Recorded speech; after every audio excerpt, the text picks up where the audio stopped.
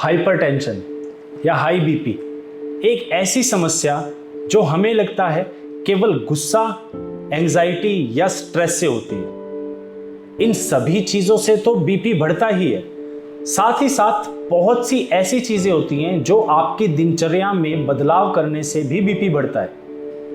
मैं डॉक्टर निखिलेश सत्य सिंह झा आरोग्यम से आप सभी लोगों का स्वागत करता हूं आज के एपिसोड में, जहां हम बात करेंगे कि आखिर हाई बीपी होता क्यों है, ऐसी कौन कौन सी बड़ी बीमारियां जो कि बीपी के कारण बन सकती हैं और हम टाइम रहते उन्हें बहुत ही आराम से रोक सकते हैं।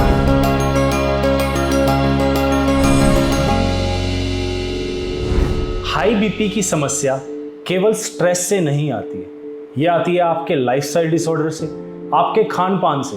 यदि आपके खान पान में तेल या चिकनाहट वाली चीज़ें ज़्यादा हैं तो भी बीपी बढ़ेगा। यदि आप स्ट्रेस ज़्यादा ले रहे हैं तो भी बीपी बढ़ेगा। स्मोकिंग करते हैं, अल्कोहल लेते हैं, आपकी स्लीप साइकिल डिसऑर्डर है, यानी कि आप ज़्यादा समय सोते नहीं हैं, 4 से 5 घंटे की ही नींद ले रहे हैं, तो धीरे धीरे करते करते आपका बीपी बढ़ता चला जाएगा।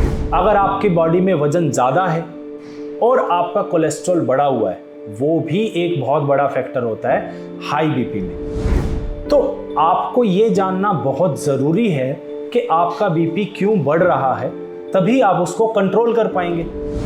यदि आप ये समझ ही नहीं पाएंगे कि बीपी बढ़ने का कारण क्या है, तो आप दवा लेते रहेंगे और वो कारण वहीं मौजूद रहेगा।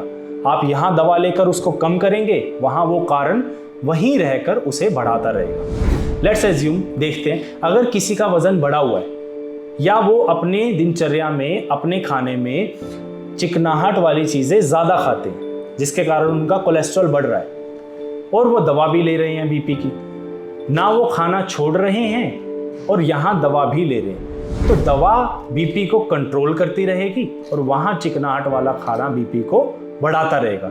होगा क्या, जब तक आप दवा लेंगे तब तक आपका बीपी कंट्रोल रहेगा। जैसे ही आप दवा को हटा देंगे, वहाँ बीपी आपका बढ़ना शुरू हो जाएगा।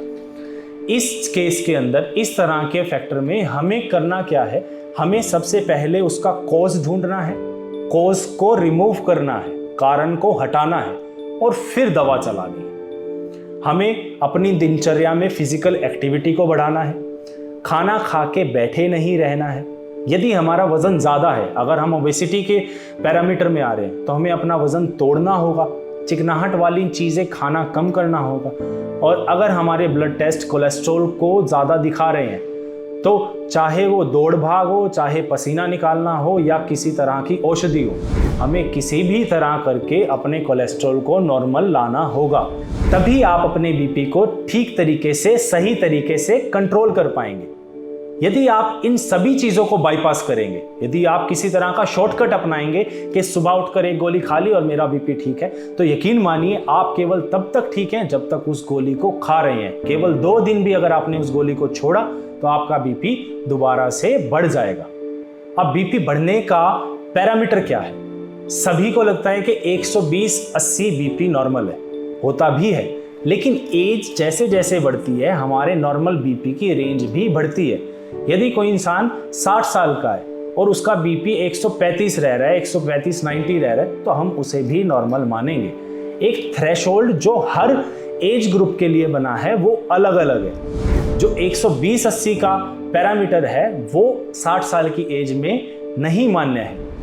ये सही पैरामीटर जानने के लिए आपको ज़रूरत है अपने फिजिशियन के पास जाने की। वो आपकी एज के हिसाब से सही बीपी आपको बताएंगे और आपका बीपी मेजर करके ये भी जानकारी देंगे कि क्या आप हाई बीपी के पैरामीटर में आते हैं या नहीं आते। यदि आप समय रहते अपने बीपी को कंट्रोल नहीं करते हैं तो आपकी उम्र से ज़्यादा उम्र आपके दिल की हो जाएगी। यदि आप 30 साल के हैं तो आपका दिल 40 साल की उम्र में धड़क रहा है। किस तरीके से? यदि आपका बीपी कंटिन्यूअस बढ़ा रहता है तो आपकी आर्टरीज पे प्रेशर बनेगा और आपके हार्ट को उतना ही ज़्यादा काम करना पड़ेगा।